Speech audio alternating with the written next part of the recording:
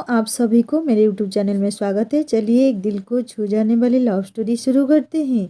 इश्क किया है तुझे हर जन्म में का पार्ट 3। कहानी को शुरू से अंत तक सुनना, सुनने बाद सब्सक्राइब जरूर करना, क्योंकि यहाँ बीता हुआ कल ना सिर्फ उसके लिए बल्कि उसके बेटे के लिए भी खतरनाक है और वो किसी भी हालत में अपने बेटे को खतरे में नहीं डालना चाहती।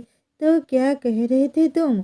निशा का सवाल सुनकर मेहर समझ जाता है कि निशा भी बात को आगे नहीं बढ़ाना चाहती। अरे मैं पूछ रहा था, वो तुम्हारी असिस्टेंट है ना? क्या नाम है उसका? मिरर उसका नाम याद करने की कोशिश करता है, जो कि वो याद ही नहीं कर पा रहा। आंखें सिकुड़ते हुए निशा बोलती है, इतने देर से तुम उससे फ्लर्ट कर रहे थे और तुम्हें उसका नाम भी नहीं पता? जोया, जोया नाम है उसका। हाँ जोया। क्या वो सिंगल है या फिर उसका कोई बॉयफ्रेंड है? मतलब मेरे लिए कोई चांस है क्या? मैं दिलचस्पी से पूछने लगा है, जिस पर निशा खुद को मुस्कुराने से रोक नहीं पाती। मुझे नहीं पता, लेकिन तुम ट्राई करने की कोशिश भी मत करो। मैं नहीं चाहती उसका दिल विल टूटे और वो मेरी जॉब छोड़कर भाग जाए। मिरर की आंखें बड़ी हो जाती है। अरे मतलब क्या है तुम्हारा? कि मैं लड़कियों के दिल तोड़ते फिरता हूँ क्या? लड़कियां ही मेरा दिल तोड़ देती है शादी की बात करके। निशा खिलखिलाते हुए हंसने लग जाती है। अरे तुम हंस रही हो? कैसी दोस्त हो यार, तुम्हें तो उल्टा मेरी मदद करनी चाहिए। मेहरी थोड़ा इरिटेट होकर उससे कहता है, मैं तुम्हारी मदद करूं? ना बाबा ना, यह मुझसे नहीं होगा। वैसे भी जोया अच्छी लड़की है, उसकी तुम्हारे साथ सेटिंग करके मैं उस बेचारी के साथ बुरा नहीं करना चाहती। निशा फिर से हंसने लगती है। मतलब मैं बुरा लड़का हूँ? वो निशा को घूरने लगता है। तो फिर अपने रिश्ते को लेकर थोड़ा सीरियस हो जाओ। ना जाने कितनी गर्लफ्रेंड हो चुकी है अब तक तुम्हारी। निशा की बात सुनकर वो अब सच में इरिटेट होने लगता है।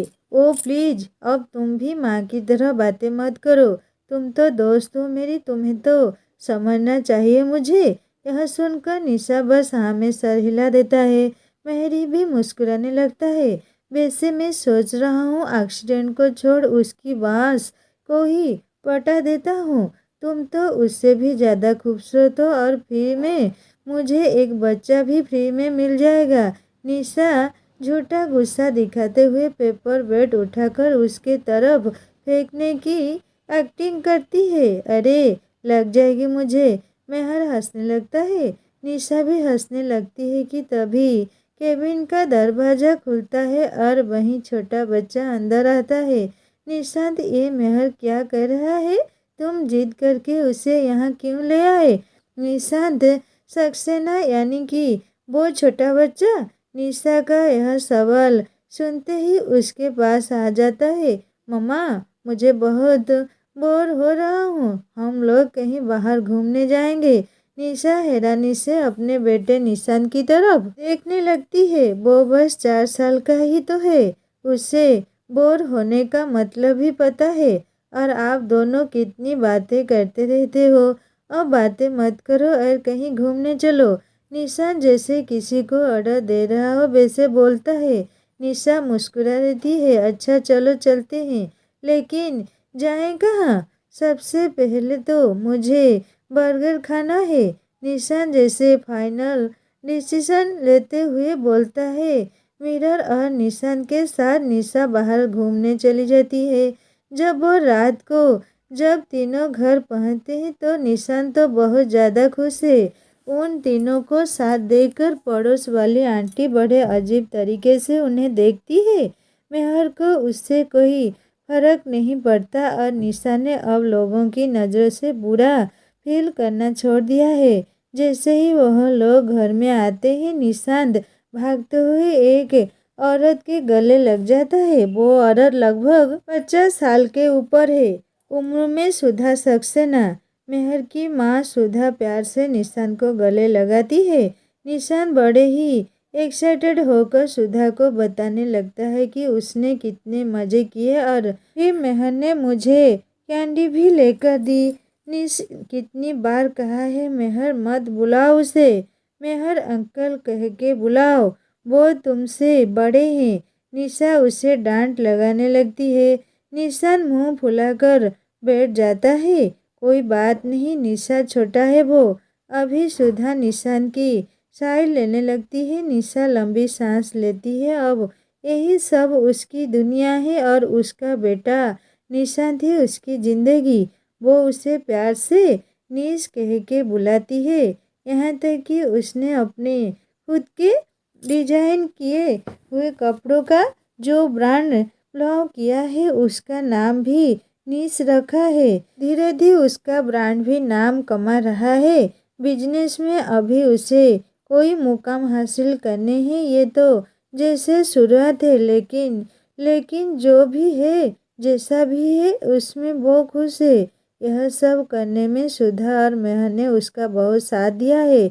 उन दोनों के रूप में उसे अपना नया परिवार ही मिल गया है। जैसे अगर उस रात वो दोनों उसे नहीं मिले होते तो पता नहीं उसके साथ क्या हुआ होता। थोड़ी देर बाद निशान को सुला देती है पर उसे नींद नहीं आ रही। 4 साल पहले इसी दिन वो सो नहीं पा रही थी। यह सोच के उसका पति लंदन से वापस आने वाला है, लेकिन अगले दिन उसकी पूरी जिंदगी बदल गई थी। वो दिन याद आकर आज भी उसकी रूह कांप उठती है। उसे अपने पापा की याद आती है। पता नहीं वो कैसे होंगे।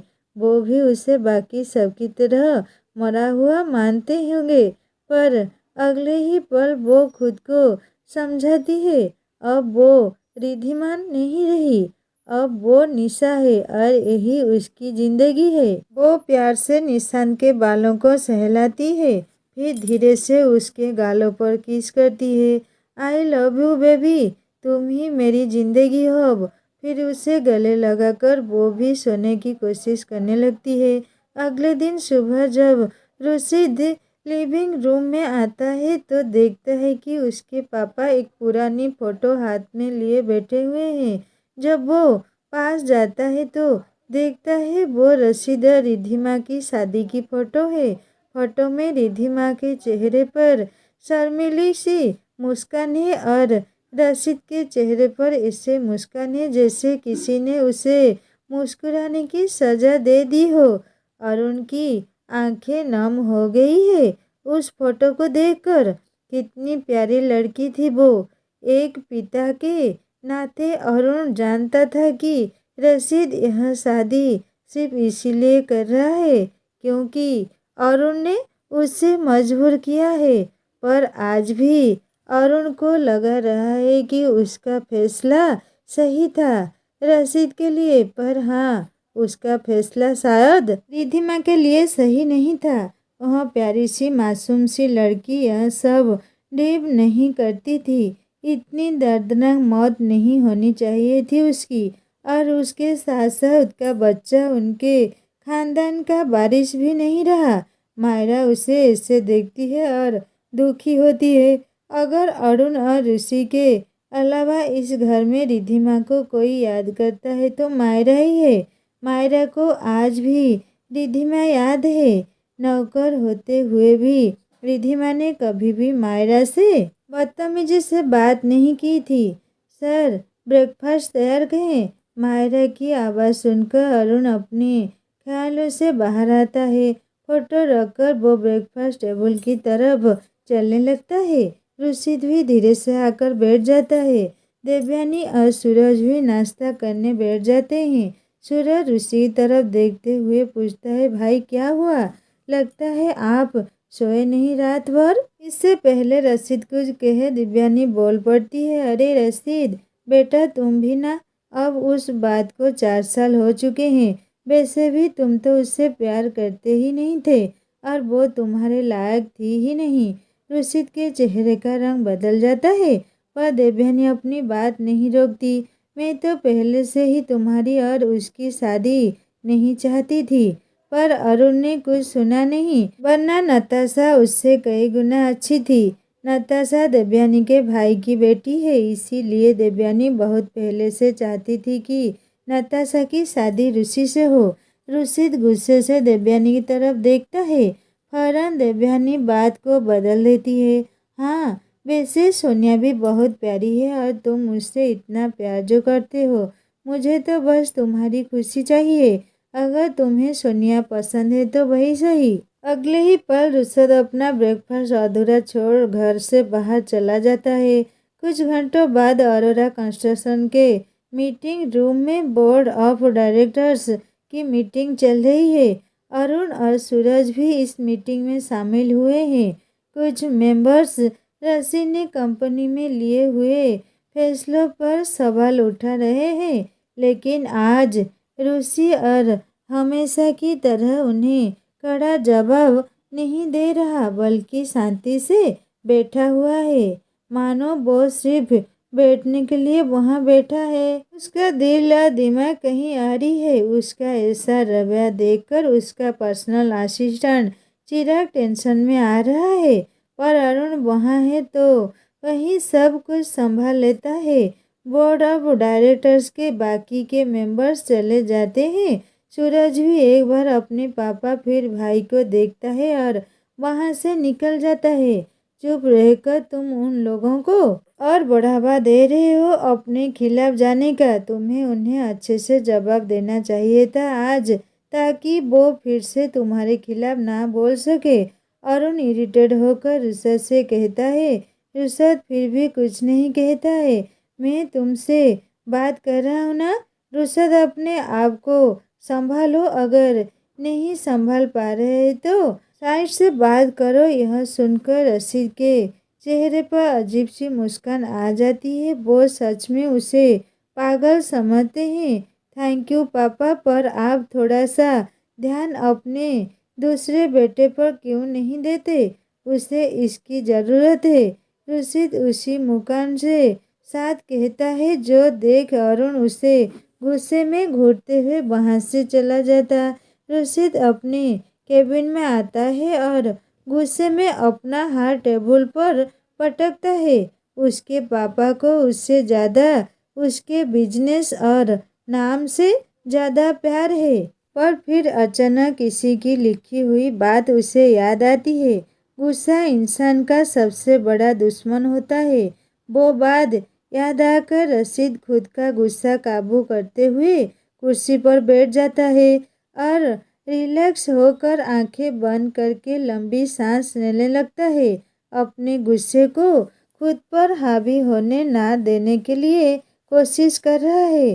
थोड़ी ही देर में उसकी आंख लग जाती है, शायद इसीलिए क्योंकि वह कल रात को ठीक से सोया नहीं था।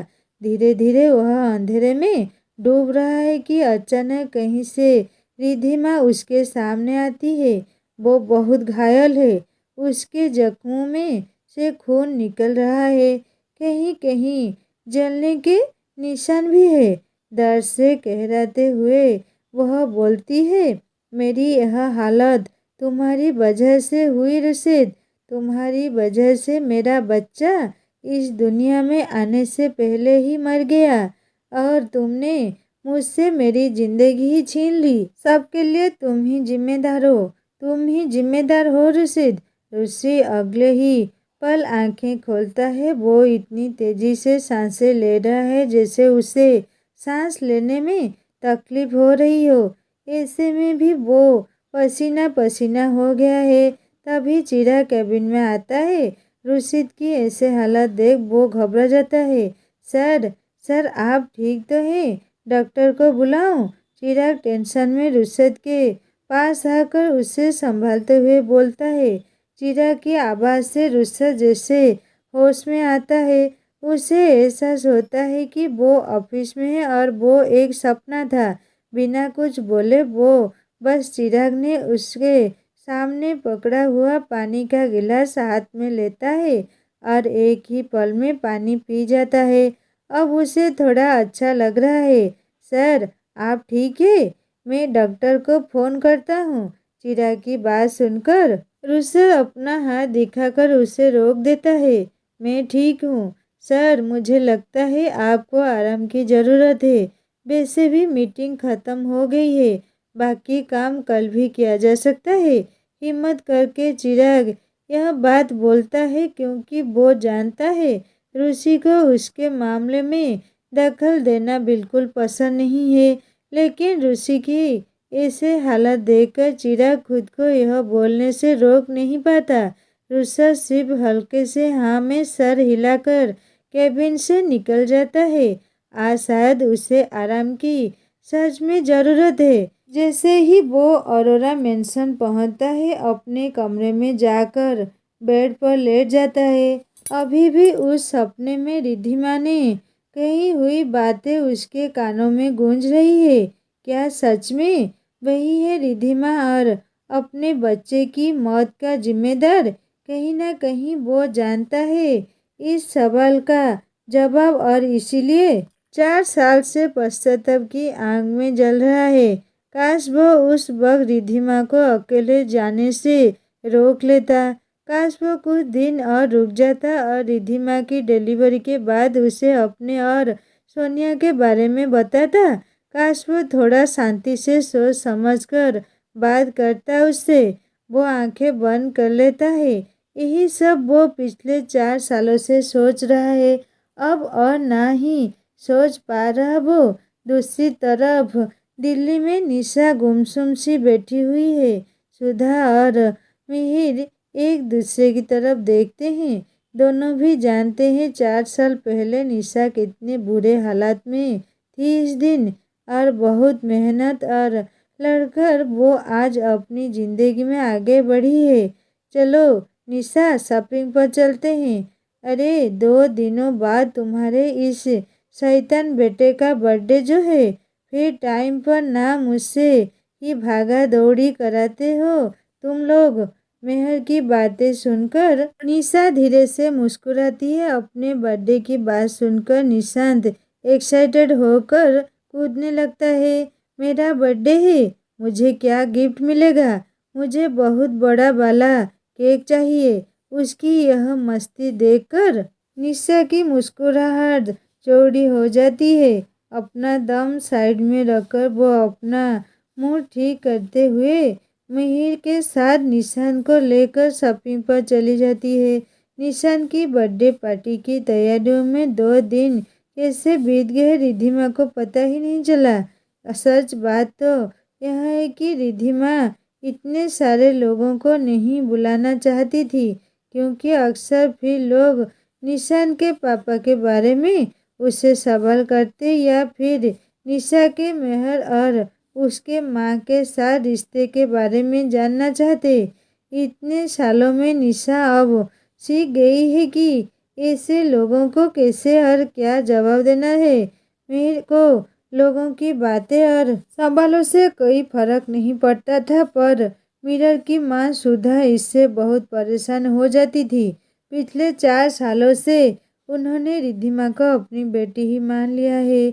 उन्होंने रिद्धिमा का दुख और दर्द बहुत करीब से देखा है और महसूस भी किया है। इसीलिए जब कोई रिद्धिमा के बारे में कोई उल्टा सीधा बोले या फिर उसका नाम मेहर के साथ जोड़े तो उन्हें बहुत गुस्सा आता था, क्योंकि वो बहुत अच्छे से जानती थी कि रिद्धिमा और मेहर का रिश्ता कितना पवित्र है। और ऊपर से जब लोग निशान जैसे छोटे बच्चे से भी सवाल करते तो सुधा को बिल्कुल भी अच्छा नहीं लगता था। निशा नहीं जानती थी कि बर्थडे पार्टी में भी कुछ ऐसा हो, इसीलिए वो सिर्फ कुछ ही लोगों को बुलाना चाहती थी। लेकिन निशान बहुत ही ज़्यादा एक्साइटेड था, अपने सारे दोस्तों को बुलाना चाहता था। वो देख रिद्धिमा भी मना नहीं कर पाती। वैसे अगर सब कुछ ठीक होता तो अरोरा खानदान के बच्चे का जन्मदिन किसी त्योहार की तरह मनाया जाता। अरोरा मेंशन में रिद्धिमा जानती है कि अरोरा मेंशन में उसे जो ऐसा आराम मिलता, जो ऐसा पैसा, सबका रुतबा या प्रॉपर्टी मिलती निशान को, वो रिद्धिमा उसे नहीं दे सकती। हाँ, उसका छोटा सा बिजनेस अच्छा चल रहा है, पर अरोरा कंस्ट्रक्शन कंपनी के सामने वो कुछ भी नहीं है। भले ही वो उसे उतना पैसा या खुश सुविधाएं ना दे, पर वो उसे बहुत सारा प्यार दे सकती है और उसकी खुशी के लिए कुछ भी कर सकती है। और इसीलिए रिद्धिमा बर्थडे पार्टी में कई सारे लोगों को बुलाने के लिए मान भी जाती है। पार्टी में वैसे तो कुछ भी गड़बड़ नहीं होती, क्योंकि मीरा ने इस बार कई सारे गेम्स की अरेंजमेंट कर दी है, तो सभी लोग उसी में बिजी हो गए हैं। बर्थडे पार्टी तो अच्छे से हो जाती है। पार्टी के बाद निशांत एक्साइटेड होकर अपने सारे गिफ्ट्स खोल रहा है और सुधा भी उसकी मदद कर रही है। रिद्धिमा सोफा पर आकर बैठ जाती है मिरर के पास। वैसे सबको गेम्स खिलाने में बिजी रखने का आइडिया बहुत बढ़िया था। हल्के फुल्के से मुस्कुराते हुए वो कहती है। मिहिर मुस्कुराकर उसे आंख मारता है। फिर आइडिया किसका था? मिहिर सक्सेना का। रिद्धिमा मुस्कुराती है। फिर अगले ही पल उसकी आंखें नम हो जाती है। कभी कभी मैं सोचती हूँ तो लगता है अगर तुम और सुधा माँ ना होती तो पता नहीं मैं क्या करती। शायद यह सब अकेले नहीं कर पाती। उसे ऐसे देख मेहर भी सीरियस हो जाती है। कमन रिद्धिमा, 4 साल से देख रहा हूँ तुम्हें। बेस्ट फ्रेंड हो तुम मेरी। इतना तो मैं तुम्हारे बारे में जान ही गया हूँ कि तुम इतनी स्ट्रांग हो कि मैं और माँ तुम्हारे साथ नहीं भी होते तो भी तुम सब कुछ अच्छे से संभाल लेती। रिद्धिमा कुछ नहीं कहती। उसका मूड ठीक करने के लिए फिर मिहिर बोलता है, अरे पर देखो तो सही, तुम्हारा वो शैतान बच्चा 4 साल का हो गया। अब तो उसकी शैतानियाँ और बढ़ जाएगी। रिद्धिमा मुस्कुराने लगती है। तुम तो यह बोलो ही मत। तुमने और सुधा माँ ने ही उसे सर पर चढ़ा रखा है। वो जो बोले वो आप दोनों करने को तैयार हो जाते हो, इसीलिए वो इतना शैतान हो गया है। अरे उसकी बात माननी ही पड़ती है बाबा। नहीं मानो तो वो घर सर पर उठा लेता है। तुम्हारा बच्चा कोई सीधा साधा बच्चा है क्या? मिरर मुस्कुराते हुए बोलता है। तभी निशांत और सुधा वहाँ आते हैं। निशांत खुशी से रिद्धिमा और मिहिर को अपने गिफ्ट्स दिखाने लगता है। जब काफी रात हो जाती है तो रिद्धिमा निशांत को सोने के लिए मनाते हुए बेडरूम में लाती है। निश, चलो अब जल्दी से सो जाओ, मम्मा को कल सुबह काम पर भी जाना है ना। मम्मा, वो मेरा दोस्त हरी है ना, उसकी मम्मा ने पूछा तुम्हारे पापा कहाँ है। यह सुनकर रिद्धिमा परेशान हो जाती है। फिर तुमने क्या कहा? मैंने बोला मेरे पास तो पापा है ही नहीं, मेरे पास तो सिर्फ मम्मा ही है। निशान की यह मासूम सी बात सुनकर रिद्धिमा की आंख भर आती है। क्या हुआ मम्मा, आप रो रहे हो? निशान प्यार से उससे पूछता है। अगले ही पल रिद्धिमा अपने आंसू पोंछ लेती है। बिल्कुल नहीं बेटा, अब चलो सो जाओ। थोड़ी ही देर में निशान सो जाता है, पर रिद्धिमा को नींद नहीं आ रही। निशान की बात उसके कानों में गूंज रही है कि उसके पास पापा है ही नहीं, उसके पास बस मम्मा है। रिद्धिमा ने निशान को कभी उसके पापा रशीद के बारे में नहीं बताया और ना ही उसके सामने वो कभी ऐसे बात छेड़ती थी। निशान तो छोटा बच्चा है। उसने अपने हिसाब से इसका अर्थ लगा लिया कि शायद उसके पास पापा है ही नहीं। इसकी वजह तुम ही हो रशीद। आज निशान छोटा है इसीलिए यह समझ नहीं पा रहा, पर जब वो बड़ा हो जाएगा तो जरूर सवाल करेगा कि उसके पापा कौन है, कहाँ है, उनके साथ क्यों नहीं है। रिद्धिमा नहीं जानती थी निशान के सवालों का वो कैसे सामना करेगी, पर मैं एक बात अच्छे से जानती हूँ कि तुम्हारा साया भी अब मैं अपने ऊपर या अपने बच्चे के ऊपर नहीं पड़ने दूंगी। जो बाप अपने ही बच्चे को मारना चाहे, इससे बाप का साया भी मैं अपने बेटे पर नहीं पड़ने दूंगी। खुद से यह बात ठान लेते हुए रिद्धिमा सोने की कोशिश करने लगती है। दूसरी तरफ मुंबई में रुशद अपने कमरे से बाहर निकलता है। वो देखता है कि स्टोर रूम का दरवाजा खुला है। वो थोड़ा हैरान हो जाता है कि इस वक्त स्टोर रूम में कौन हो सकता है। वो धीरे से स्टोर रूम की तरफ बढ़ता है, पर उससे पहले ही मायरा स्टोर रूम से कुछ सामान के साथ बाहर आती है। रुशद को अचानक यूं अपने सामने खड़ा देख वो जरा सहम जाती है। तुम क्या कर रही हो इस वक्त स्टोर रूम में मायरा? रुशद का सवाल सुनकर मायरा के माथे पर पसीना आने लगता है। वो जानती है कि रिद्धिमा का नाम सुनते ही रशीद गुस्सा हो जाता है। वैसे भी रशीद कब किस बात पर गुस्सा हो जाए समझ नहीं आता। कभी वो बड़ी से बड़ी गलती भी माफ़ कर देता है तो कभी छोटी सी बात पर बहुत ज़्यादा गुस्सा कर देता है। अभी कुछ दिनों पहले ही ऋषि ने एक नौकर को इसीलिए काम से निकाल दिया था क्योंकि उसने गलती से रशीद पर कॉफी गिरा दी थी। मायरा अपना जॉब नहीं खोना चाहती थी क्योंकि उसके भी छोटे बच्चे थे जिनकी जिम्मेदारी उस पर थी।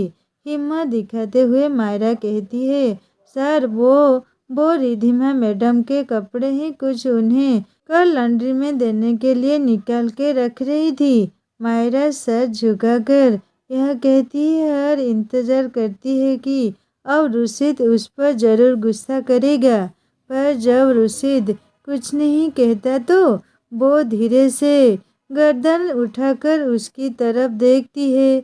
और वो क्या है ना सर, कपड़े काफ़ी समय से वैसे ही पड़े हुए थे तो वह खराब हो सकते हैं, तो सोचा अच्छे से ड्राई क्लीन करवा करो पैक करके रख दो। रिद्धिमा के एक्सीडेंट के बाद जब रुशीद की तबीयत काफ़ी खराब हो गई थी तो अरुण ने ही मायरा को बोलकर रिद्धिमा का सारा सामान स्टोर रूम में रखवा दिया था। आज जब मायरा स्टोर रूम में कुछ सामान लेने गई थी तो उसे रिद्धिमा का सामान दिख गया और वो सामान देख उसे रिद्धिमा की याद आ गई।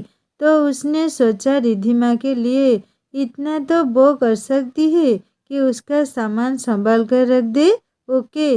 ऋषि के मुंह से यह लफ्ज सुनकर मायरा थोड़ी हैरान हो जाती है, पर अगले ही पल सामान लेकर वहां से निकल जाती है। रुशीद अपने ही सोच में वापस अपने कमरे में आता है। अगले दिन रिद्धिमा अपने बुटीक में काम कर रही है। फिर उसे याद आता है कि उसे कुछ सामान खरीदना है। वो अपनी असिस्टेंट को बुलाती है, जया मुझे कुछ सामान लेकर आना है, तुम प्लीज़ बुटीक का ध्यान रखो, मैं सामने वाले मॉल में ही हूँ। जी मैडम, कोई बात नहीं, मैं सब देख लूँगी। रिद्धिमा हल्के से सर हिलाकर मॉल में आती है। थोड़ी देर में सामान खरीदकर अपनी शॉपिंग बैग के साथ वो मॉल के एग्जिट की तरफ चलने लगती है, पर अचानक उसका ध्यान एक औरत पर जाता है जो बेहोश होने वाली है। सही वक्त पर रिद्धिमा उस औरत को सहारा दे देती है और कहीं चोट लगने से बचा लेती है। वो उस औरत को सहारा देकर एक जगह पर बिठा देती है। आंटी, आप ठीक है? उस औरत की उम्र 50-60 के बीच की है। उसके हाथ में कुछ शॉपिंग बैग भी है। रिद्धिमा की तरफ देखते हुए वह धीरे से बस में सर हिला देती है। आप यहीं बैठिए आंटी, मैं आपके लिए पानी लेकर आती हूँ। इतना कहकर रिद्धिमा उनके लिए पानी लेने चली जाती है। बस 1 से 2 मिनट में ही रिद्धिमा वापस आती है पानी की बोतल के साथ और उस औरत को पानी पिलाती है। पानी पीने के बाद उन्हें बेहतर महसूस होता है। आंटी, अब आप ठीक है? रिद्धिमा चिंता से पूछती है। हाँ बेटा, अब मैं ठीक हूँ, शायद ब्लड प्रेशर के वजह से चक्कर आ गए थे, वो धीरे से कहती है, पर फिर भी उन्हें यूं अकेला छोड़ जाना रिद्धिमा को सही नहीं लग रहा। आंटी, आप अकेले आइए, आप कहें तो मैं आपको आपके घर तक ड्रॉप कर सकती हूँ। फिक्र मत करो, मेरा बेटा मुझे लेने आ गया है। वो मॉल के सामने ही मेरा इंतज़ार कर रहा है। इसीलिए मैं जल्दी जल्दी में निकल रही थी और चक्कर आ गए। आंटी हल्की सी मुस्कुराहट के साथ कहती है, ठीक है फिर मैं आपके साथ चलती हूँ। वहाँ तक कहकर रिद्धिमा उनका हाथ पकड़कर उन्हें सहारा देते हुए ले जाने लगती है। धीरे धीरे चलते हुए दोनों एक दूसरे के बारे में बातें करने लगते हैं। औरत उसे बोलती है कि उनका नाम दीपा मल्होत्रा है। वो वैसे तो मुंबई में रहती है अपने पति और बेटे के साथ, पर यहाँ दिल्ली में वो अपने किसी रिश्तेदार के यहाँ शादी अटेंड करने आई है। दूसरी तरफ गौरव मल्होत्रा अपनी माँ दीपा मल्होत्रा को लेने महल के सामने अपनी आलीशान मर्स में बैठा हुआ है। और ये मॉम भी ना, खुद को शॉपिंग पर जाना है और मुझे यहाँ पर इंतज़ार करना पड़ रहा है। एक तो सारा काम छोड़कर मुझे यहाँ दिल्ली में शादी अटेंड कराने ले आई, ऊपर से कितना टाइम पास हो रहा है। गौरव खुद से ही सोते हुए इरिटेट हो रहा है। तभी वह देखता है कि उसकी माँ मॉल से बाहर आ रही है और उनके साथ एक बेहद खूबसूरत लड़की भी आ रही है। वो बहुत ज़्यादा खूबसूरत लग रही है। धीमी हवा से उसके खुले बाल उड़ रहे हैं। उसके चेहरे पर एक प्यारी सी मुस्कान है और उसकी आंखें जैसे उसके निश्चल मन का प्रतीक लग रही है। धीरे से चलकर वो गौरव के माँ के साथ चलकर गौरव के सामने आकर खड़ी हो जाती है। थैंक यू निशा, यह है मेरा बेटा गौरव, गौरव मल्होत्रा। और गौरव यह निशा है। मुझे अचानक चक्कर आ गए थे तो इसी ने मुझे संभाला और पानी भी दिया।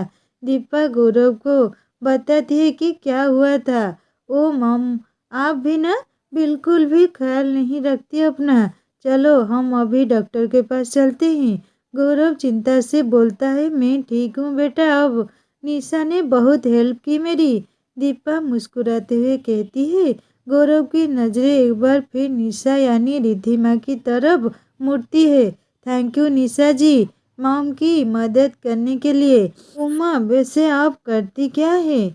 इसमें कोई बड़ी बात नहीं गौरव जी, वैसे मैं फैशन डिजाइनर हूँ, सामने ही मेरी बुटीक है। निशा हल्की सी मुस्कान के साथ कहती है, ओ ग्रेट, जरूर आपका बुटीक देखना चाहूँगा मैं। गौरव इम्प्रेस होकर कहता है, जिस पर निशा कंफ्यूज होकर उसे देखने लगती है। क्या उमा, मेरा मतलब है कि मेरी खुद को टेक्सटाइल कंपनी है, जीएम टेक्सटाइल। शायद हम साथ में काम कर सके। पिछले 4 से 5 साल में बहुत नाम कमाने की बारी अब निशा की है। जीएम मतलब गौरव मल्होत्रा उर्फ ये, उसने पहले क्यों नहीं सोचा? ओ सो सॉरी, मैं जानती नहीं थी कि वो कंपनी आपकी है। मेरा मतलब है आपकी कंपनी तो फिलहाल टॉप पर है इस इंडस्ट्री में। निशा मुस्कुराहट के साथ कहती है। दीपा गौरव और निशा को बस बात करते हुए देख और सुन रही है। उसका बेटा गौरव अब 28 साल का है और पिछले कई दिनों से वो गौरव को शादी करने के लिए कह रही है, पर गौरव को कोई लड़की पसंद ही नहीं आती। इसीलिए वो उसे यहाँ दिल्ली में शादी अटेंड करने के लिए ले आई थी। यह सोच करके हो सकता है यहाँ उससे कोई लड़की पसंद आ जाए। पहली बार वो देख रही है कि गौरव की निगाहें किसी लड़की से हट नहीं रही और वो खुश होकर उससे बात करना चाह रहा है। तो फिर ठीक है, मिलते ही। गौरव निशा को बाय करके कार में बैठ जाता है।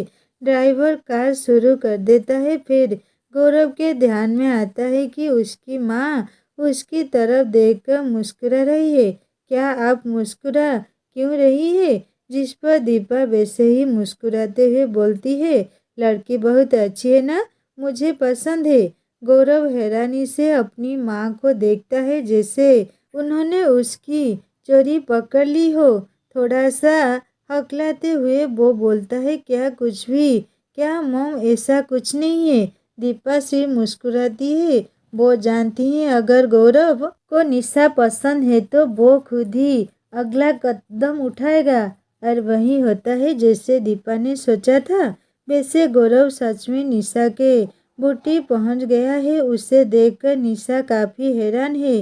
हाँ, गौरव ने कहा था कि वो उसके बूटी आएगा, पर निशा ने यह सोचा कि निशा ने उसके माँ की मदद की, इसलिए बस शुक्रिया करते हुए गौरव ने ऐसा बोल दिया होगा।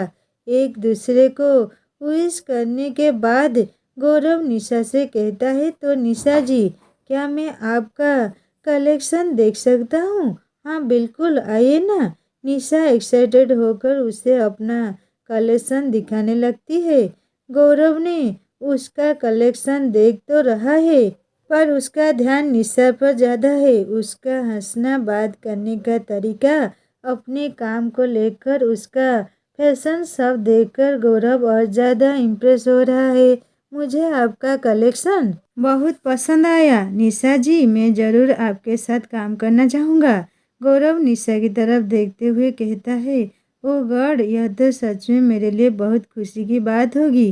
गौरव मुस्कुराता है और निशा की आंखों में देखते हुए पूछता है, ओके, तो फिर हम डिनर पर मिले, डील डिस्कस कर सकते हैं? हाँ बिल्कुल। निशा की हाँ सुनकर गौरव की आंखें खुशी से चमक उठती है। ओके, तो फिर कल शाम को मिलते हैं। बाय निशा जी। गौरव को बाय करके निशा एक्साइटेड होकर अपनी असिस्टेंट जोया को गले लगा लेती है। देखा तुमने जोया, मुझे लगा रहा है कि वो हमारे कलेक्शन से काफ़ी इम्प्रेस हो गए। मुझे लगता है ज़रूर हमें कोई अच्छी डील या कॉन्ट्रैक्ट मिलने वाला है। जोया मुस्कुराती है, हाँ मैडम, ज़रूर ऐसा ही होगा।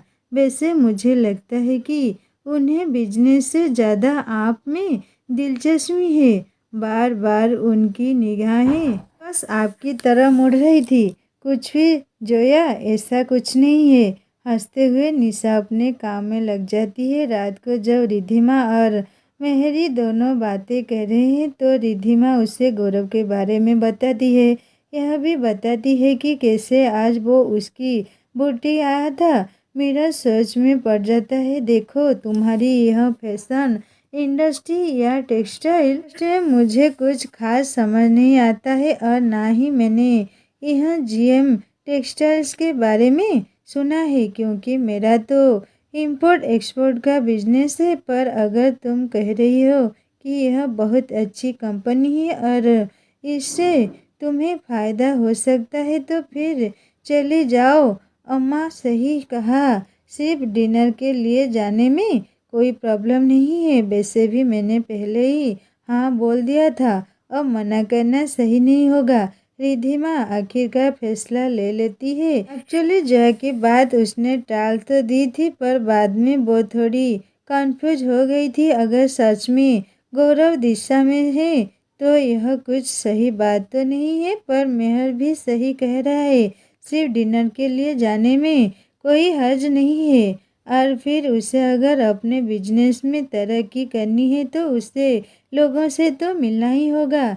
वैसे भी गौरव का इरादा तो बिजनेस करने का ही है। अगर उसने रिद्धिमा में इंटरेस्ट दिखाने की कोशिश की तो वो उसे रोक सकती है। आखिर इतने सालों में रिद्धिमा इतना तो सीख ही चुकी है कि लाइन कहाँ खींचनी है। मिरर उसे चढ़ाते हुए कहता है, कैसे, क्या वो बहुत हैंडसम है? हाँ हैंडसम तो है। रिद्धिमा कहती है, हाँ रशीद के मुकाबले गौरव थोड़ा कम ही पड़ जाएगा, पर फिर भी हैंडसम तो वो है। ओह, लगता है तुम्हें वो पसंद आ गया है। यह फाइनली तुम्हें बॉयफ्रेंड मिल ही जाएगा। मिहिर मजाक करते हुए कहता है। रिद्धिमा झूठा गुस्सा दिखाते हुए एक तकिया मिरर को मारकर फेंकती है। मिहिर हंसने लगता है, अरे अच्छा ही तो बोल रहा हूँ, अमीर है, हैंडसम है, तुम्हारे बिजनेस के लिए भी अच्छा है, और क्या चाहिए। मेरा स्टॉप इट्स वैसा नहीं हो सकता, तुम जानते हो ना। यह सुनकर मिरर भी सीरियस हो जाता है। इतने सालों से वो रिद्धिमा को देख रहा है। वो यह तो जान चुका है कि रिद्धिमा ऐसे लड़कियों में से नहीं है कि आसानी से किसके प्यार में पड़ जाए। वो जानता है रिद्धिमा अगर किसी से प्यार करेगी तो पूरी दिल से और शिद्दत से करेगी और शायद इसीलिए रिद्धिमा के लिए ज़िंदगी में आगे बढ़ना इतना मुश्किल हो रहा है। पर आखिर कब तक वो ऐसे ही रहेगी? क्यों नहीं हो सकता रिद्धिमा, जिस इंसान ने तुम्हारा दिल तोड़ा, तुम्हें इतना दुख दिया, वो खुद तो अपनी ज़िंदगी में बड़ा खुश होगा, वो तो अपनी ज़िंदगी में आगे बढ़ गया होगा। फिर तुम क्यों उस दर्द को संभाले हुए हो अब तक? माहिर का सवाल सुनकर रिद्धिमा सोच में पड़ जाती है। उस एक्सीडेंट के बाद, निशान को जन्म देने के बाद रिद्धिमा ने ऋषि की कोई खबर नहीं रखी। उसने अपना पापा, दोस्त या किसी और रिश्तेदार से कभी कांटेक्ट करने की कोशिश नहीं की। वो नहीं चाहती थी कि किसी भी तरीके से ऋषि को यह पता चले कि रिद्धिमा और उसका बच्चा जिंदा है। वो किसी भी हालत में अब अपनी और निशान की जान खतरे में नहीं डालना चाहती थी। खास करके निशान की उसे अपने जान की इतनी परवाह नहीं। पर निशान को कुछ होते हुए वह नहीं देख सकती। अगर निशान को कुछ हो गया तो वो जिंदा नहीं रह पाएगी। हाँ, वैसे रुशिद क्या कर रहा था इतने साल, यहाँ जानना कुछ ज़्यादा मुश्किल नहीं था। वो चाहती तो आसानी से इंटरनेट पर सर्च करके रशीद के बारे में पता कर सकती थी। वैसे तो अरोरा खानदान अपने पर्सनल बातों को कभी मीडिया तक पहुँचने नहीं देता था, लेकिन कम से कम वो यह तो जान ही सकती थी कि ऋषि अरोरा बिजनेस में कैसा कर रहा है। पर रिद्धिमा ने कभी इंटरनेट पर या किसी और तरीके से रुशद के बारे में नहीं जानना चाहती थी, क्योंकि वो नहीं देखना या सुनना चाहती थी कि उसे छोड़कर रुशद की ज़िंदगी कितनी अच्छी और खुशी से गुजर रही है। यह तो खुद के जले पर खुद ही नमक छिड़कने जैसे बात हो जाएगी। रिद्धिमा को यूँ चुप देखी खुद को रोक नहीं पाता। ओ कमन, रिद्धिमा इतना क्या सोच रही हो? मीर, तुम समझ नहीं रहे, जब मैं प्यार को समझती तो भी नहीं थी, तब से सिर्फ रुशिद ही था मेरे दिल में, किसी और के बारे में मैंने सोचा भी नहीं था। फिर अब अचानक ऐसे कैसे किसी को अपने दिल में जगह दे दूं? इस पर मिरर इरिटेट होकर बोलता है, रिद्धिमा 4 साल हो चुके हैं अब, और देखो मैं माँ की तरह तुम्हें यह तो नहीं बोल रहा कि शादी कर लो, निशान को भी पिता का प्यार मिल जाएगा। मैं तो बस यह कह रहा हूँ कि कम से कम किसी आदमी के बारे में सोचो तो सही। रिद्धिमा को याद आता है कि कुछ दिनों पहले सुधा माँ ने भी उसे सलाह दी थी कि वो दूसरे शादी के बारे में सोचे। इससे निशान को भी पापा के प्यार की कमी महसूस नहीं होगी। वो तो उसके लिए कोई रिश्ता दिखाने को भी तैयार थी, पर रिद्धिमा ने उस वक्त इनकार कर दिया था, क्योंकि वो खुद इस सब के लिए अभी तैयार नहीं है। और उसे पता नहीं कि कोई इंसान निशान को उतना ही प्यार कर पाएगा भी या नहीं। उसके इनकार की एक वजह यह भी है कि अब तो नाम और पहचान बदल कर जी रहे हैं, लेकिन अगर किसी दिन उसकी पहचान खुल गई तो उसके साथ साथ बाकी सब भी मुसीबत में पड़ सकते हैं। और आज मेहर भी ऐसे ही कुछ बातें कर रहा है। देखो, मैं यह नहीं कह रहा कि शादी कर लो या फिर किसी सीरियस रिश्ते में पड़ जाओ। मैं खुद शादी पर यकीन नहीं करता, तो यह सलाह मैं तुम्हें नहीं दूंगा। पर यार, कम से कम किसी और में इंटरेस्ट तो लो। उम्र ही क्या है तुम्हारी? तुम 24 साल की भी नहीं हो पूरी। कम से कम कई बॉयफ्रेंड तो बनाओ यार। माहिर की बात अभी पूरी ही नहीं हुई कि निशान वहाँ आता है। मासूमियत से पूछता है, किसका बॉयफ्रेंड? मिहिर शरारती भरे अंदाज में मुस्कुराता है, अरे तुम्हारे प्यारे मम्मा का बॉयफ्रेंड, और कौन? लेकिन इस पर निशांत जो कहता है वो सुनकर रिद्धिमा और मिहिर की आंखें खुली की खुली रह जाती है। पर मम्मा के बॉयफ्रेंड तो तुम हो ना मिरर? मिरर और रिद्धिमा मुंह खोले एक दूसरे को देखते रहते हैं। बेचारे निशांत को यह नहीं समझ आ रहा कि उसने ऐसे क्या गलत बोल दिया? आप आए हो और आप मम्मा के फ्रेंड भी हो तो मतलब बॉयफ्रेंड हो, है ना?